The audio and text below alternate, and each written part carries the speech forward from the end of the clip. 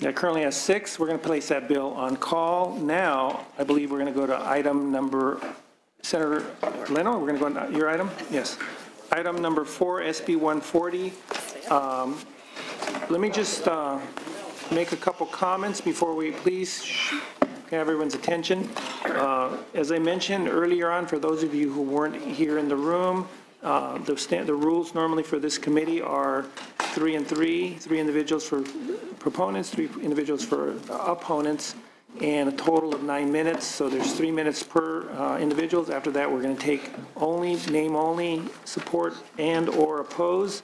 I did make an exception for special order number 1, but we will be going with the 3 and 3. Senator Leno, please proceed. Thank you. Thank you, Mr. Chairman and committee members. I will be as respectful of your long day and agenda as I possibly can.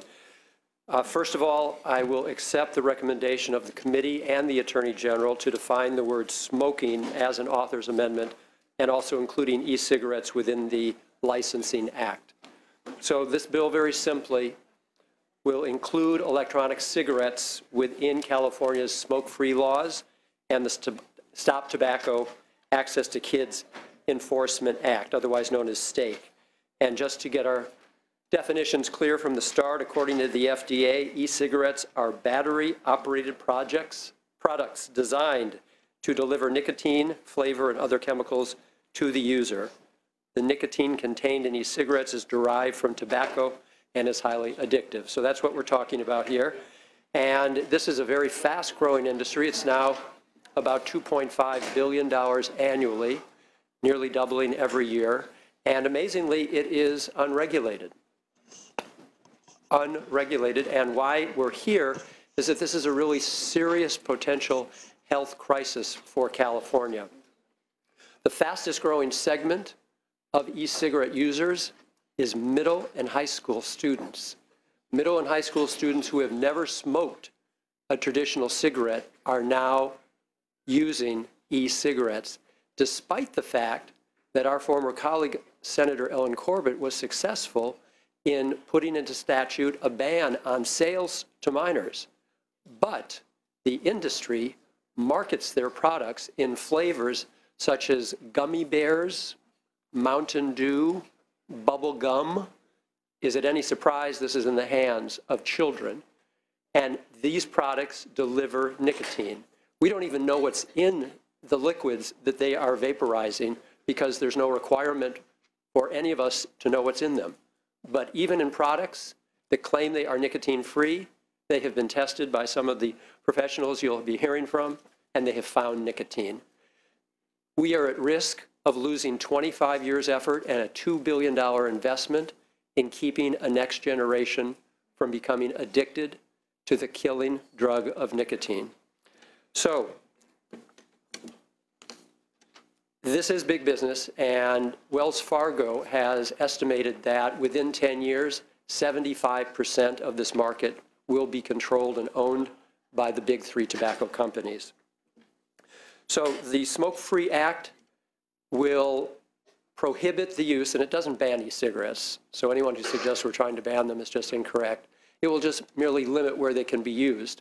And as with traditional cigarettes, they would be banned from schools and restaurants and daycare centers, public transportation. And why are we doing that? Because the emissions from these e-cigarettes, though the common parlance is just vapor, and that's where the term vaporizing comes from, given the indication that it's just water particles. In fact, it is aerosol. And aerosol, different from vapor, is made up of particles, and they are chemicals. The California Department of Public Health has identified minimally 10 carcinogenic elements in these particles in the vapor, in the aerosol that is emitted. So the secondhand emission is just as dangerous as traditional smoke. And the reason we want to include it in the STAKE Act, which again is the Stop Tobacco Access to Kids Enforcement Act, is that we know that this is in the hands of children, and we want to increase enforcement and oversight provisions of the act so which do not currently apply to e-cigarettes. So you're going to hear from different resources, including researchers from the University of California, San Francisco. We have information from not only the California Department of Public Health, which has declared these devices to be dangerous and unsafe, and they are currently in the midst of an educational campaign. You may have seen some of the television commercials that are out right now. The Federal Drug Administration already defines these products as tobacco products. The federal definition for tobacco products is the term tobacco product means any product made or derived from tobacco that is intended for human consumption, including any component, part, or accessory of a tobacco product. That which is vaporized is nicotine, which comes from tobacco. So it's already recognized as, under federal definition, a tobacco product. We want to put it into statute here. And in addition to the Department of Public Health, Federal Food and Drug Administration, also the World Health Organization, and then you're going to hear from all the health advocacy groups, the Lung Association, the Heart Association, the Cancer Society, all those who are in the business of protecting public health will be speaking in support. But you don't have to just take it from me and from all these health advocacy groups that what I'm saying is so. I'm going to use some of the information that the e-cigarette industry itself has put out, and you should have all of these 4 pieces distributed to you. And I just want to walk you through them one by one. So the first one I'm looking at is a warning label on Mark 10 e-vapor. Mark 10 e-vapor is one of the larger players in the market, and if you look at their advertisement, at the bottom they have this warning. This product is not intended for use by women who are pregnant or breastfeeding, or persons with or at risk of heart disease, high blood pressure, diabetes, or taking medicine for depression or asthma. Nicotine is addictive and habit-forming, and it is very toxic by inhalation. Nicotine can increase your heart rate, blood pressure, and causes dizziness, nausea, and stomach pain. Inhalation of this product may aggravate existing respiratory conditions. That's from the industry itself. Another piece we took right off their website, R.J. Reynolds Vapor. They say their product, their definition, is innovative digital tobacco product technology. Reading from their own information, they do not burn tobacco, but rather heat liquid containing nicotine derived from tobacco. Views, which is their product, is a tobacco product under federal law. This is from the industry itself. Going back to Mark 10, their own information, reading from it, ingredients, tobacco-derived nicotine, and then they have their own warning label.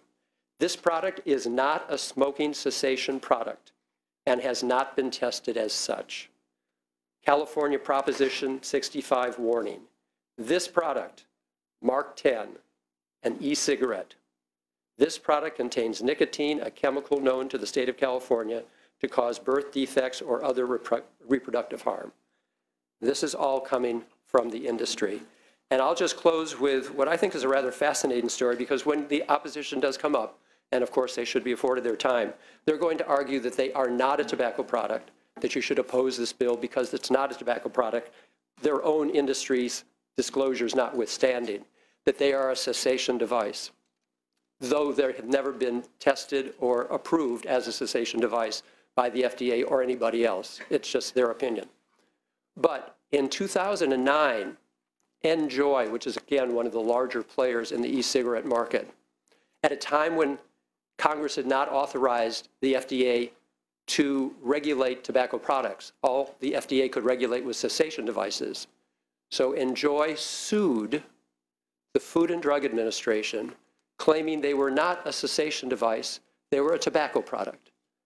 And they won. They won in court.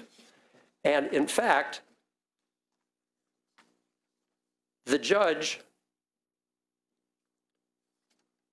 agreed and said in his own comments that, in fact, yes, they are a tobacco product and they are not a cessation device. So now that it's more convenient for the industry to say they are a cessation device, they want to walk back from their own lawsuit, which they won, which determined that they were a tobacco product. But if they ever are, and it's their right to apply to the FDA to be tested and approved as a cessation device, if and when that should ever happen, this bill will not impact them because this bill does not regulate cessation devices. So with that, I'd like to introduce our sponsors and supporters. We have Dr. Philip Gardner, who is the program officer for the Tobacco-Related Disease Research Program at the University of California Office of the President, followed by Dr. Kathy McDonald with the California Society of Addiction Medicine, and Dr. Stanton Glantz, Director for the Center for Tobacco Control Research and Education at the University of California, San Francisco. Thank you. Thank you very much. Please state your name. Proceed. Good afternoon or good evening. My name is Phil Gardner. I'm with, as mentioned, the University of California Office of the President. I should say, also want to thank Senator Leno and the American Cancer Society for having me here today. As a UC employee, I'm not going to speak for or against the bill. What I'm going to try and do is actually bring some science to bear on the question. I oversee the e-cigarette portfolio for the Tobacco-Related Disease Research Program. We fund studies. Increasingly, our studies are looking at electronic cigarettes, so there is a growing amount of research. I also served on the committee that put together the UC's recent no smoking and no cigarette policy, and we did a background piece on electronic cigarettes. I'm going to read some of that to you. I think it would be helpful in your determination. Essentially, electronic cigarettes and the aerosol that is emitted from them is a new source of pollution and toxins that is being emitted into the environment. E-cigarettes emit volatile organic compounds like benzene and toluene, heavy metals like nickel and arsenic, tobacco-specific carcinogens, and carbon compounds like formaldehyde and acrolein. While these concentrations of these chemicals are lower than in tobacco smoke and vary across brands, these vapors are a new source of ultrafine and fine particulate in the environment, and the public can be exposed to them. Research shows that secondhand exposure does occur, with some studies actually showing that e-cigarette emissions can contain nicotine levels comparable to that of secondhand tobacco smoke. Secondhand exposure to nicotine is potentially particularly problematic for children, for pregnant women, and persons with cardiac conditions. This is especially important at this time as the e-cigarette industry is transforming as we speak, going from what we have initially talked about as cigalites that look like cigarettes to much larger tank systems that can contain more liquid and therefore more nicotine. They can be heated higher and then put out more toxins. We have some studies that show that some of the larger new tank systems will put out formaldehyde at levels comparable to that of tobacco cigarette. The question has always been raised, well, does these things harm you? I think the take-home message is two things. One, we do not know the long-term health effects of these, and there's a period there. This is a brand new phenomena. What we do know at the more immediate level, propylene glycol, which is an FDA-approved humectant that allows the vapor, the fog you see, we know that it can retard lung function if used consistently. We have studies in terms of that. We also know that e-cigarettes can increase respiratory resistance. It can also cause eye and respiratory irritation.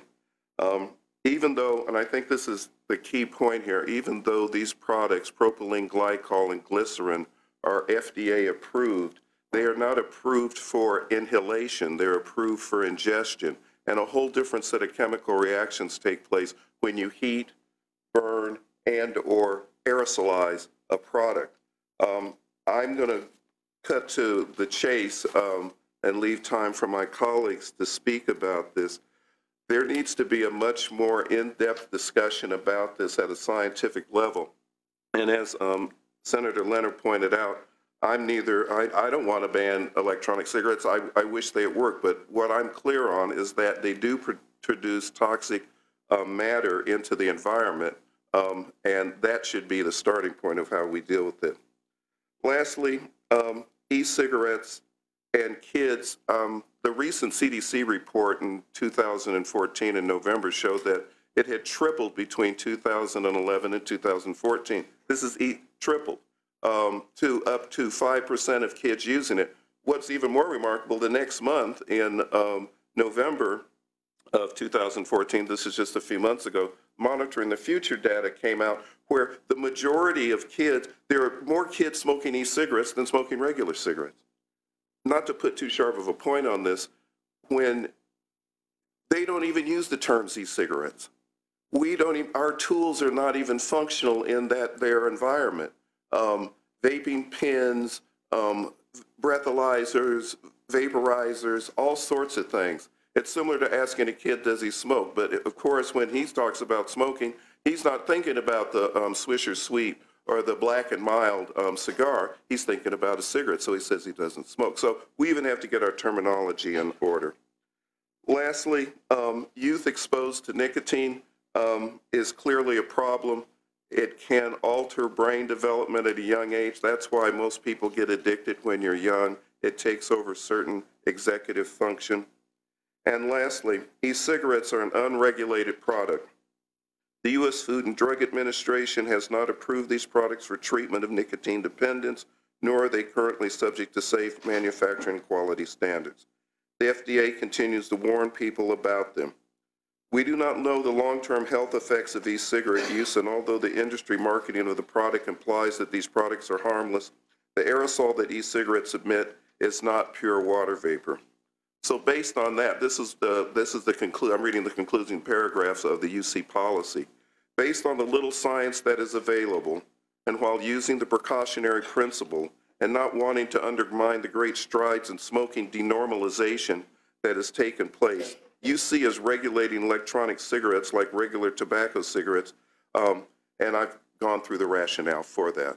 I'll be happy to take any questions, and at this time I'll turn it over to my colleague. Thank you. We have Dr. 2 minutes and McDonald. 44 seconds left for the remainder of the, please proceed. I told everybody very clearly, 9 minutes total. Chairman Hernandez and members, thank you for the chance to testify. I'm Dr. Kathy McDonald, a physician who works for the County of Alameda, training staff in many settings to treat tobacco dependence, and I have helped many teens and adults to quit smoking. I represent the California Society of Addiction Medicine, CSAM, physicians specializing in treating substance use disorders who are in full support of SB 140. And thank you, Senator LENO, for introducing it. E-cigarettes are highly addictive, especially dangerous to youth, and not proven to be effective cessation methods. They usually contain nicotine, which is as addictive as heroin, causing a person to regularly need to get a supply of their drug. Even the advertising images of vaping trigger craving and decrease intention to stay quit for people who have previously smoked and quit. E-cigarettes entice young people to experiment with nicotine and risk addiction. The California Department of Public Health's January 2015 advisory on e-cigarettes, a review of all available scientific evidence, showed no evidence that e-cigarettes help smokers to quit, and referenced a study of a quit line which demonstrated that those who had tried e-cigarettes to help them quit had a quit rate of 21.7% at 30 days compared to those who had not used e-cigarettes to quit, who had a significantly higher quit rate of 31.3%. The FDA has approved 7 first-line medications for cessation: patch, gum, lozenge, inhaler, nasal spray, and non-nicotine products, Zybian and Chantix, which these therapies have been rigorously tested and found to be safe and effective. Evidence-based treatment consists of 1 or more medication combined with counseling and produces rates as high as 36.5% at 6 months by the combination of nicotine patch and gum. No e-cigarette brand has submitted to the FDA to be approved as a cessation product. This would require e-cigarette companies to back up their claims with established methodology and prove safety and efficacy of an identified product, not an amorphous collection of more than 80 different brands of Doctor, we're e-cigarettes. about to get cut off, so I don't want Dr. Glantz not to have a moment to say We a have few 25 words. seconds left. So. Okay, I'm Stan Glantz. I'm a professor of medicine at UCSF. We've studied e-cigarette legislation all over the country and found that one of the really crucial elements of the legislation is how an e-cigarette is defined. The tobacco companies have been working hard everywhere to define them separately from tobacco products in order to complicate other regulation. The definition in SB 140 is a gold standard definition that includes not only the products that deliver nicotine, but also products that are capable of delivering nicotine. It's very important to maintain the definition that's in this bill because, for example, in New Zealand, where they banned e-cigarettes with nicotine but allow nicotine-free e-cigarettes, people buy the nicotine-free cigarettes and they put the nicotine in them. So you're going to get a lot of pressure from the industry and others to change the definition in this bill. It's tremendously important not only for the bill itself, but future legislation and regulation to maintain the language in the bill. Thank you. We've exceeded by over a minute. I allowed you. I will give the opposition the exact same amount of time, which is 10 minutes. So I'd like to ask if you guys can either move to the side and ask the opposition to come up, and I will be very clear. It will be stopped at 10 minutes. Can I have the opposition Public come? comment afterward? Yes. Mr. Chair, we take other supporters for the record, name and serial number. Pardon me? You take other supporters for the Yeah, record. after Okay. the individuals will be speaking, then we'll be asking for support or opposition only. So the opposition, only these two will be asked to be speaking on behalf. You'll be given 10 minutes. Please state your name and your position. Yes, good evening. My name is Edward Anselm, and I serve as Medical Director for Health Republic Insurance in New Jersey. I hold the title of Assistant Professor of Medicine at Mount Sinai School of Medicine in New York, and I have a 30-year history of tobacco control activism and running smoking cessation programs. I'm here today to talk about harm reduction. I'm here today to talk about, on behalf of the 3 million smokers in the state of California. These individuals have struggled with their dependence on nicotine and have made innumerable efforts to quit smoking, yet they still are dependent on nicotine. And I think it's important to ask ourselves, why is that? It's because nicotine is a psychoactive compound. In addition to being addictive, it's an antidepressant. It helps schizophrenics with their concentration and their mood and reduces their hallucinations. It helps people with attention deficit disorder maintain their concentration. And it's used by millions of people to maintain their mood, to help cope with life stresses. When people quit smoking, they frequently relapse due to major life stress events. So I'm here to talk about the 3 million smokers who are currently obtaining nicotine from their cigarettes. You know, on average, they're going to reduce their lifespan by about 10 years. There's been a tremendous international controversy regarding the role of electronic cigarettes as a harm reduction strategy. Contrary to statements made, there are 3 published clinical trials that show that the use of electronic cigarettes can help people quit smoking. But more importantly, there are innumerable anecdotes, thousands that I've come across, of individuals who have adopted vaping as an alternative to smoking and have been able to reduce the amount of smoke, that is, they've become dual users, or they've eliminated smoking entirely. And I think this is a really important harm reduction consideration for the population of Californians who continue to smoke. There's another dimension to this discussion, and that's the distinction between a vapor and smoke. The cigarette smoke is well established as an environmental toxicant, whereas vapor is not so well established. Depending on whose studies you read, there's an order of magnitude or 2 orders of magnitude difference in the types of compounds that are exposed. Therefore, I'm wondering, you know, is it necessarily true that we should consider vapor the equivalent of cigarette smoke? And there's a reason why we might want to make some added considerations on behalf of the Californians who will be using electronic cigarettes to reduce their health risks. There are a number of settings in which individuals should be allowed to use their electronic cigarettes or vape, and that would be in public parks or in vape shops or in other shared spaces. And I ask that you take those opportunities into account as you promote this legislation. In summary, I support the basic provisions of SB 140 with respect to restricting youth access to electronic nicotine delivery systems. I believe that appropriate distinctions need to be made between cigarette use and electronic cigarette use. An excessive restriction of electronic cigarette use by adults may limit the value in reducing harm to them from cigarette smoking. Thank you.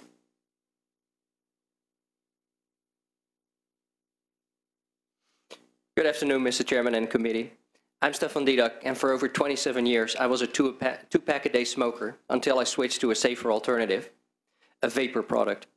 As a result, I'm not inhaling harmful tobacco smoke all day or sharing secondhand smoke with others around me. I'm also here today as the co-president of the Northern California chapter of SVADA, the Smoke-Free Alternatives Trade Association, and I'm here today to represent both the Northern and Southern chapters in the capacity of one of its unpaid volunteers. For the record, I have never taken any payment from either the industry I represent or any tobacco companies. I'm here to represent over 110 small businesses in the state, small, often family-owned businesses who do not have nor ever had any ties with big tobacco companies. We're greatly concerned with SB 140 because it seeks a classification of vapor products as tobacco within the context of California's STAKE Act. This change in statute is troublesome and is entirely inappropriate given the fact that at the federal level, the FDA has recognized and stated that regulation under the Family Smoking and Tobacco Control Act of 2009 is inappropriate and not proportional to the harm caused. On the other hand, the STAKE Act was enacted to address the blatant lies and death and disease caused by big tobacco, a wholly different product and industry than the one that has pioneered the vapor market and given rise to hundreds of independent businesses in California. Just imagine how many jobs those have created and continue to create. Regulating tobacco products is a direct response to the known harms they cause, whereas vapor products do not contain tobacco and have been determined by experts to be at least 95% less harmful. Mitch Zeller, the director of the Center for Tobacco Products at the FDA, has stated publicly that for smokers unable or unwilling to quit, vapor products are the preferred alternative. Derek Yak, the international healthcare policy analyst who led the World Health Organization's Framework Convention on Tobacco Control, has agreed. Smoking kills and nicotine does not. And furthermore, he has come out to say that electronic cigarettes are far less harmful than smoking. Regulation, classification, and treatment of vapor products should be approached from a position of endeavoring to protect the public health from death and disease caused by combusted tobacco, rather than paving the way for taxation, regulation, and operational burdens for vapor products, such that adult smokers are no longer incentivized to switch to an alternative. Yet, SB 140 goes as far as to prevent sampling of products in vapor stores, which is similar to not allowing you to try on shoes before you buy them. We support age restriction and already age-verify customers, as well as participate in the Age2Vape age verification program. Beyond being extremely unfavorable to businesses and consumers, SB 140 seeks to ensure adult consumers continue smoking combusted cigarettes through its well-intentioned but exceedingly misguided requirements. SB 140 in its current form would lead to a plethora of unintended consequences that we strongly believe Senator LENO is unaware of. Therefore, we are hopeful that Senator LENO will consider amending the bill to ensure it does not become unenforceable and overreaching regulation. As currently drafted, however, we respectfully request that you vote no on the bill. Thank you. Thank you. No, please, no public comment. I mean, no public noise at this point. What I'd like to do is I'd like to see if there's anyone like to come up and voice any support. Please state your name and position. Support only at this time.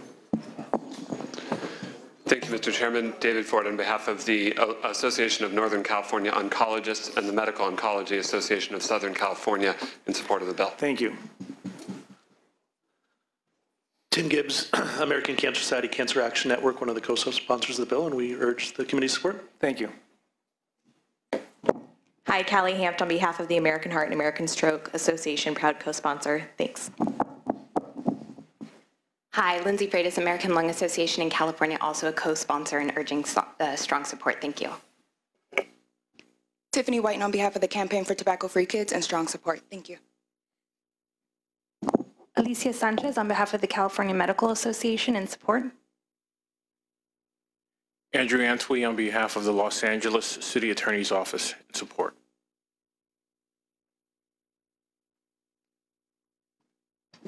Teresa White-Seam on behalf of Health Access California in support. David Jones on behalf of the City of San Marcos in strong support. Matt Reed on behalf of Breathe California and the Breathe California affiliates, we support. Nasia Islam, junior at Granite Bay High School, vice president of the Breathe California Youth Advisory Board and member of the Tobacco Subcommittee in support. Thank you. Hi, my name is Shivani Parikh, and I'm currently a sophomore attending Casunas Oaks High School in Elk Grove, and I'm a member of the Elk Grove Youth Commission and a member of the California Breathe Youth Advisory Board, and I'm in support. Thank you. I'm Robert Benner. I'm president of Breathe California's Youth Advisory Board, and I'm in support. Tim Madden, representing the California chapter of the American College of Cardiology and the California chapter of the American College of Emergency Physicians in support. Sylvia Solis-Shaw on behalf of the City and County of San Francisco and the Office of Mayor Ed Lee in strong support. Terry Brennan on behalf of SEIU California, the largest union of healthcare workers in the state and nation, and a proud member of the Save Lives Coalition in support. Liz Williams with Americans for Non-Smokers' Rights, strong support. Lydia Bourne, American Academy of Pediatrics, in support. Cynthia Hallett, Executive Director of Americans for Non-Smokers' Rights and also the past chair of the Alcohol, Tobacco, and Other Drugs section of the American Public Health Association, strong support.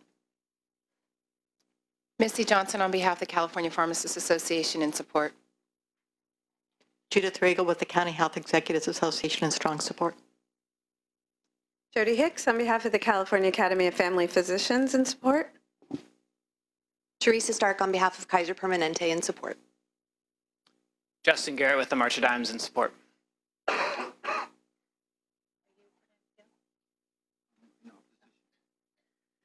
Kat DeBerg with the Health Officers Association of California in strong support. Amber King with the Association of California Healthcare Districts in support. Nicole Wertelman on behalf of the Alameda County Board of Supervisors in support. Michael Radigan on behalf of the Board of Supervisors, Santa Clara County in support. Dr. Norval Hickman, California licensed clinical psychologist with 12 years of experience treating seriously nicotine-addicted people with mental illness. I strongly support this bill. Thank you. Anyone in opposition? State your name and position. Yes, Edward Wolf. Senator Leno has no right to define renormalization or normal from the government. And name and opposition only. Thank you. Opposition. Thank you. Please state name and position only. No comment. My name is Michael Mullins from Sonoma County, small business owner of the state of California, taxpayer, voter, and I oppose. Doug Hughes from Torrance, California, co-president of the Southern California SFATA, Smoke-Free Alternative Trade Association, strongly oppose. Rick Griffiths, smoker of 25 years, non-smoker now for 3, and I strongly oppose. Keith Butler from Rohnert Park, California, and I strongly oppose. Marcus Blackstone from Orange County, California, 27-year pack-a-day smoker, quit a year ago, and I strongly oppose. Jesse Hanks, Vacaville, California, haven't smoked a cigarette in 3 years, and I strongly oppose. Itai Suez, small business owner out of Santa Cruz, California. I was a smoker for 23 years, quit for 2 years, and I strongly oppose. Agent DeReich, small business owner, Santa Clara County, California. I used to be a smoker for 28 years and no longer smoke. Please, I oppose this bill.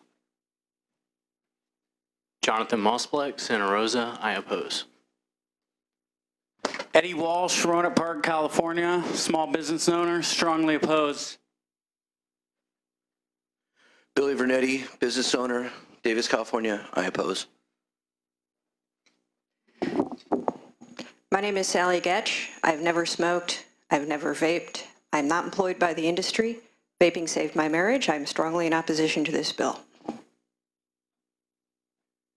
Angela Leo with the Vapor Spot and the Vaping Education Council, and we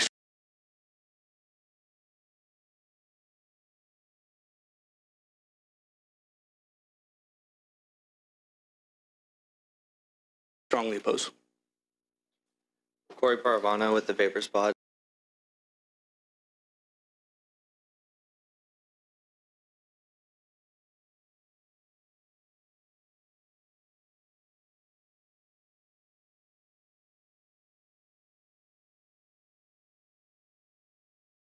And the Vapor Education Council, and I strongly oppose.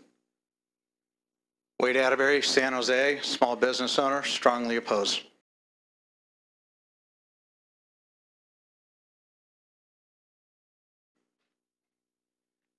Landon Long, small business owner out of Fremont, California, strongly oppose. Andy Vo with Vape in Peace. Please don't classify apple juice as gasoline. I strongly oppose. My name is John Jenkins. I own 3 Los Angeles vapor bars, the Vapor Spot, and I also own one on 2700 J Street here in Sacramento, the Vapor Spot. I strongly oppose this. No sampling in vape bars, people. Strongly oppose. Jordan Middleton, strongly oppose. Jason Broses from Solano County, highly oppose. Jim Audi from Apple Valley, California, small business owner, and I strongly oppose. Michael Duncan from Apple Valley, California, former 2-pack-a-day smoker. I'm also employed in the industry. I strongly oppose. Frank Compson, Santa Maria, California, employed in the industry, strongly opposed. Sylvia Maxon, South County Vapors, strongly opposed. Frank Comston, former 24-year smoker, haven't smoked in over 2.5, small business owner, taxpayer, employer. I strongly oppose. Katie Dunn, employee of Smokeless Smoking, part of the Vaping Education Council, and I strongly oppose. My name is Brian Gage. I'm CEO of Firebrand, an e-liquid manufacturer based out of Los Angeles. We are certified members of the American E-Liquid Manufacturing Standards Association. I also happen to be an internationally published children's book author, and I am strongly opposed to this. Thank you. Nathaniel Punty from Vallejo, and I oppose this bill. Robert Jones, owner of Smokeless Smoking, strongly opposed. My name is Eric Lund, small business owner out of San Jose, California. Heavy taxpayer. I employ quite a few people, and I definitely oppose this bill, and I think you guys should too. Hello, my name is Lisa Kellett. I'm the owner of Villain Vapors from Santa Fe Springs, California, and I strongly oppose this bill. Angela Bagalba, on behalf of all the family-owned vape shops in Southern California and all of California, I strongly oppose. Chris Bautista at Costa Vapors, Burbank Boulevard, California, and I strongly oppose.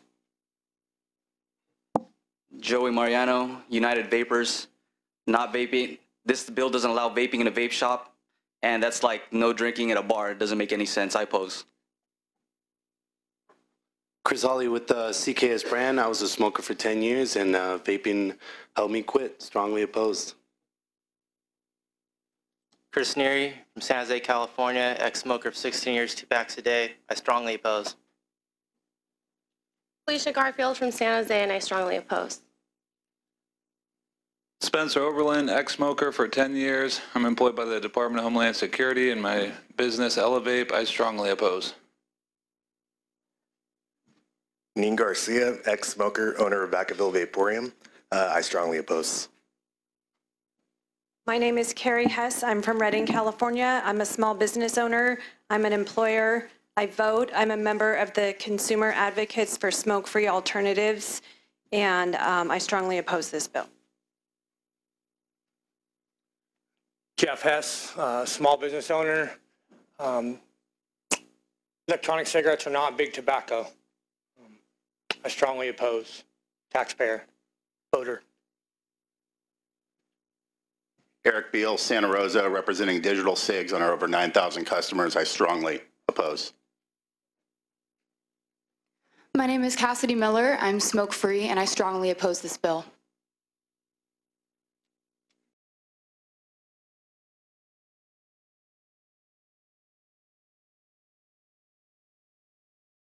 Nicholas Brown, Tracy, California. Vaping saved my life, and I'm a cancer survivor. I strongly oppose.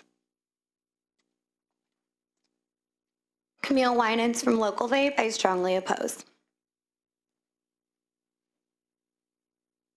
Jason Fader of Vape Daily, and I strongly oppose.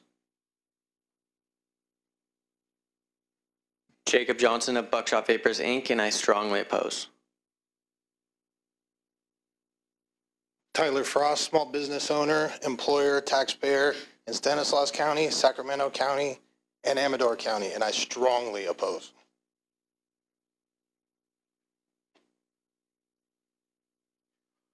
Hi, my name is Jack Brackett. I'm a manufacturer of non-tobacco derived e-liquids, and I strongly oppose this. Thank you. Josh Lawler, small business owner, Oceanside, California, strongly opposed. Anna Monte from Santa Ana. I am a taxpayer, and I strongly oppose this bill. Ivan Lee, owner of Praxis Vapors, and I oppose this bill.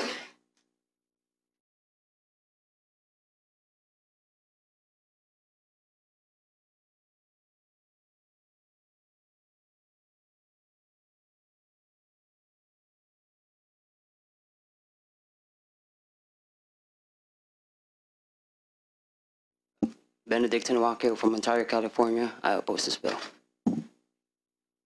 Jose Gutierrez from Ontario, California. I strongly oppose this bill. Noah Earhart from Ontario, California. I strongly oppose this bill. Susan Malott from the National Vapors Club, and I strongly oppose this bill. Junie Bonico of Elite Cube Inc. We're a family-owned business, and I strongly oppose this bill. Justin Lucia from Bacala, California. As a former 2-pack-a-day smoker, I strongly oppose this. My name is Pamela Cube, small business owner, taxpayer, and this industry has blessed my family to stop smoking and to employ them. I strongly oppose this bill. CJ Catchlar, small business owner of Vapor Venue, and I represent ECC, and I got into business because I believe in it. Haven't touched a cigarette in 5 years, and I oppose the bill. Hi, my name is Arthur Hahn, CEO of Epic Juice based out of Anaheim, California, and we strongly oppose. Roy Santos from Diamond Bar, California. Also a small business owner of Vape Life. I oppose this bill. Brandy Baguette, Lincoln, California. I've been smoke-free for a year thanks to vaping, and I oppose. Peter Resendez, small business owner from Lincoln, California. I oppose this bill. Hi, my name is Chelsea Emmons. I'm a registered nurse, and I've been smoke-free for over a year. I strongly oppose this bill. Sonny Boudreau from Elk Grove, California. I strongly oppose this bill. Timothy Knight from Sacramento, California. My dad is dying of prostate cancer because of smoking, and he says he wishes that they had the e-cigarettes years ago. I strongly oppose this bill. Vidal Jeter, Sacramento, California. I strongly oppose this bill. My name is James Chong from Orange County, California. Vaping did save my life and also allowed me to spend more years with my 11-year-old daughter. Vaping did save my life. I strongly oppose this bill.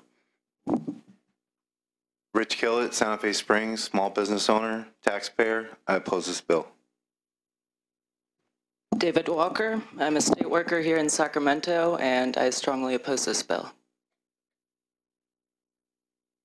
Roy Mananquil from Huntington Beach, California, small business owner, photographer, and I oppose this bill.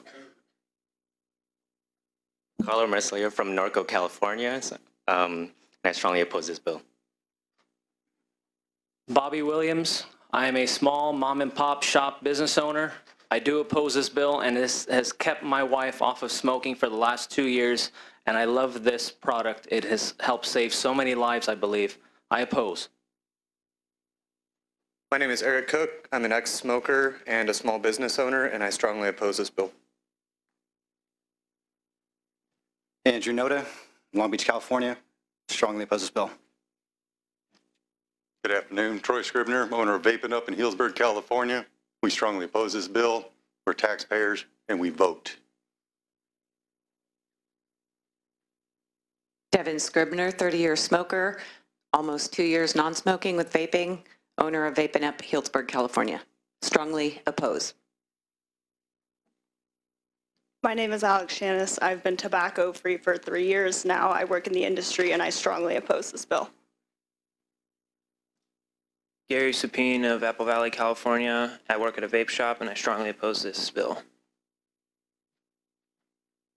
My name's Travis Labe from Apple Valley, California, and I oppose this bill. My name is Kevin Garrett. I'm a brick and mortar business owner in Apple Valley, California, and I smoked a pack a day for 10 years. I strongly oppose this bill. Ana DeMarco, never been smoker, never been vape, and my kids are 2 years free second-hand smoker, and saved my marriage and saved my kids. Strongly opposed. Greg is here representing myself, not any client. My wife stopped smoking thanks to this. There's nothing in this bill that would stop her or anybody else from stopping smoking. I support the bill. Thank you. See no other comment from the audience. Question, comment, Senator Monning.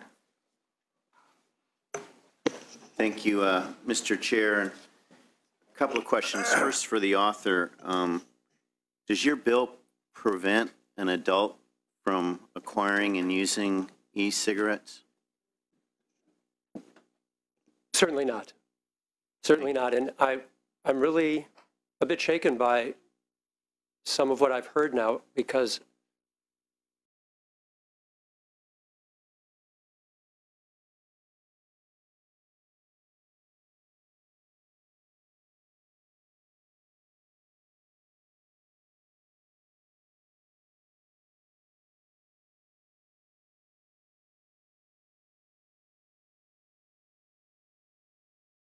I know everyone spoke in opposition very sincerely and very intently, and I don't know where they've gotten their misinformation, but this will,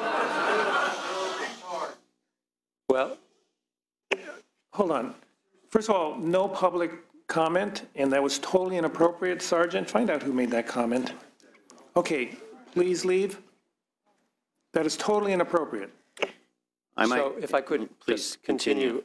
I'm really concerned. I don't know where they got their misinformation. From what I heard, this bill is going to close down vape shops. What I heard is this bill is going to require that those who are still addicted to nicotine, who are now getting it through their vaping, will have to go back to smoking cigarettes. This bill will do nothing of the sort. I also heard that this bill will prohibit vaping in vape shops. It specifically does not. Our bill does not prevent the smoking of e-cigarettes in vape lounges. Current law allows for an exemption to smoking in enclosed workplaces for, quote, private smokers' lounges and tobacco shops, such as hookah lounges and cigar bars. This is in the Labor Code section of current law. I'm going to ask the gentleman who brought this to public light that this will prohibit vaping in vape shops to show me where he found that in the bill. Actually, it's fairly simple. Vape shops are currently not licensed. The tobacco shops and smoking lounges you're referring to, those are under a specific license, which vape shops are not. So you'll have to be licensed, and you don't want to be regulated or licensed, and that's your argument? Not specifically in the way that you're seeking it. Very good. So I do admit that the bill will require licensing. It will require licensing. It will allow adults to acquire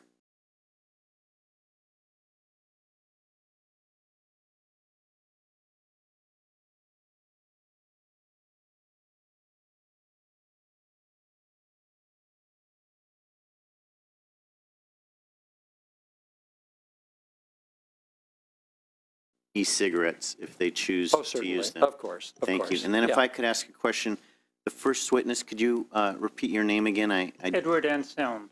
And your affiliation? My affiliation is Health Republic Insurance of New Jersey, Mount Sinai School of Medicine, and the R Street Institute out of Brevard, eliminated. And is anybody supporting your testimony today? Well, I am affiliated with a think tank called the R Street Institute. It's a libertarian think tank. My position on harm reduction has been in the public record for a decade, and I've only recently been engaged with this institute. Thank you. Well, I appreciate your presence today. And I just did add a question. Did I correctly, did I understand your testimony to suggest that there are benefits to nicotine? For the individuals who use it, certainly there are benefits. I wouldn't promote it, but young people experiment with all sorts of drugs, and they're bound to try alcohol, marijuana, nicotine. Only a small fraction of people who try nicotine become habituated to it and begin to use it to manage their mood. And they tend to be disproportionately individuals who have underlying mental illness, such as those who have a tendency towards depression, schizophrenia, or attention deficit disorder. And for them, you recommend the use of nicotine as a beneficial product? It certainly would be a preference if they had the lowest, the least harmful form of nicotine available. The harm reduction strategy that I developed with my health plan promotes the use of off-label use of nicotine for tobacco use reduction, as the National Health Service of Great Britain has done. Clearly, we would prefer to use FDA-regulated products to help people quit smoking. But nonetheless, as you've heard from this group, lots of people have adopted lots of adults have adopted the use of electronic nicotine delivery systems to either curb or eliminate their tobacco use, and I certainly think that that's an important public health consideration. And do you have any data that shows how many who use the vapor product switch to that for nicotine acquisition or use it to totally stop using nicotine? There's only 3 studies that have attempted. It's a very difficult subject to study because you're calling up people or random dialing people or doing computer surveys. So there's only 3 studies that have asked the question about whether or not individuals have cut down or quit smoking. Certainly there's a prevalence of dual use. I don't remember the exact statistics, but I can tell you that a substantial number of individuals have adopted e-cigarettes in replacement of cigarettes. One anecdote, in Great Britain, the reports of referrals to smoking cessation programs have gone down because vaping has gone up. But you don't know, in answer to my question, how many of those are vaping to quit the addiction to nicotine versus replacing? We don't have good data on that. Okay, thank you. And then I didn't get all the titles, but I think they're all doctors. They're all doctors. Okay. Any one of you, do you consider nicotine, when delivered in electronic fashion, to be a harmless to one's health? Nicotine is a highly addictive substance. As I think Senator Leno said, it's on the Prop 65 list of known reproductive toxicants. And while there is some argument that it might be used to treat certain diseases, certain mental illnesses, that would be done by prescription, and we already have mechanisms to do that. I think to advocate self-administration of a highly addictive substance with a toxic delivery system is not a good idea. But and also there are 11 high-quality studies, population-level studies, looking at the effect of e-cigarette use on smoking, on quitting smoking. And while there's no question that some people have successfully quit smoking using e-cigarettes, and you just met a bunch of them, right, on average, smokers who use e-cigarettes are about 1/3 less likely to quit smoking than smokers who don't use e-cigarettes. And probably one of the reasons for that is that they're promoted to use in places that you can't smoke. And Senator Leno's bill would solve that problem. It would say, I mean, the bill doesn't ban e-cigarettes. As Senator Leno said, the bill doesn't say adults can't buy e-cigarettes. It simply says you can't use an e-cigarette any place that you can't smoke a conventional cigarette. And a final question, would it be fair to say that an e-cigarette is a path to nicotine addiction absent any prior use of traditional tobacco products? Yes. For some, as you heard from, I think, Dr. Gardner's testimony, the e-cigarette use among youth, both in California and nationally, is exploding.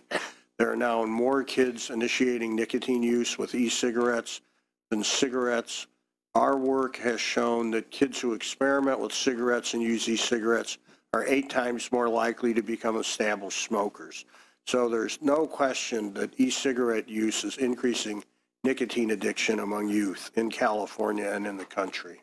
Thank you very much. Thank you, Mr. Chair. Thank you. Any other comment, question? Seeing none, do we have a motion?